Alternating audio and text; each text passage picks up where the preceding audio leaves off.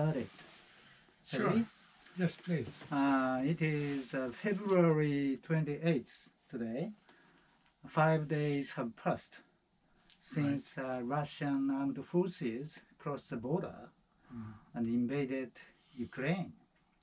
Yes, And the situation changes rapidly every day indeed. and almost unpredictable. Yes. But today, I'd like to hear from you Okay. your observation on this war as Sure. of today. And to begin with, how did you feel when you first heard of the invasion on February 24th? Yes, of course, I was very shocked, and I think and I thought the war unleashed by Russia is in no way justifiable. Of course, also the wars which the US administration has fought in Iraq, in Libya and Afghanistan are not justifiable, but we don't want to compare, and no war today, I believe, is justifiable. But what have our politicians done to outlaw and abolish war? That is my question. Let me ask you a second question. Yes, please. Putin alleges that NATO's eastward expansion obliged Russia Yes. to begin this war. Mhm. What do you think of this allegation? Yes, there have been promises after the end of the Cold War by the German Foreign Minister Genscher and by the American, what was it, Secretary of State Baker, and so on, that NATO expansion was not intended. So, but this has been always said to be just a verbal thing which one should not give too much importance to.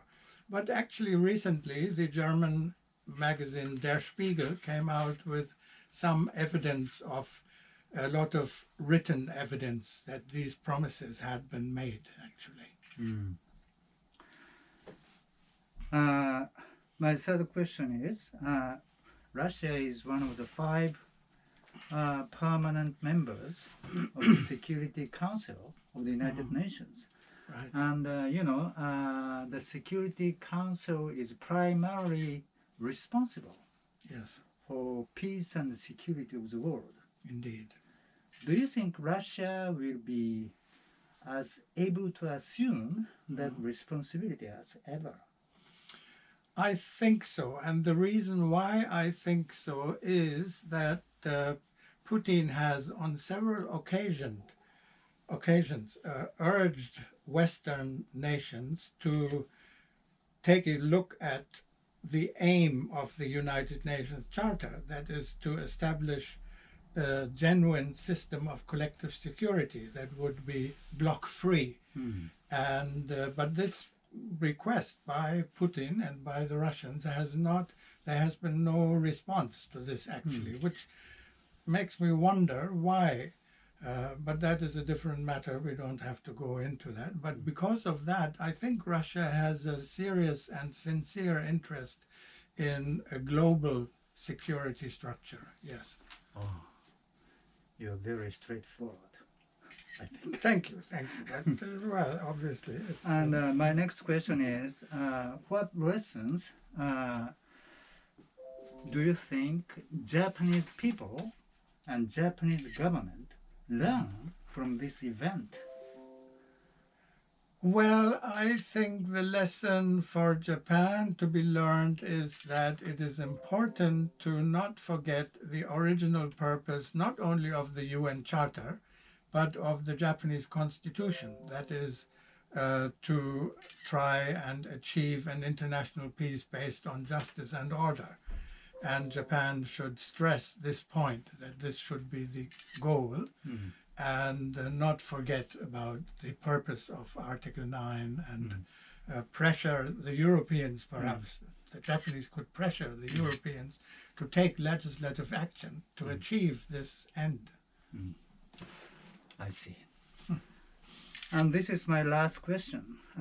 We are not sure how long it will take for this war to come to an end.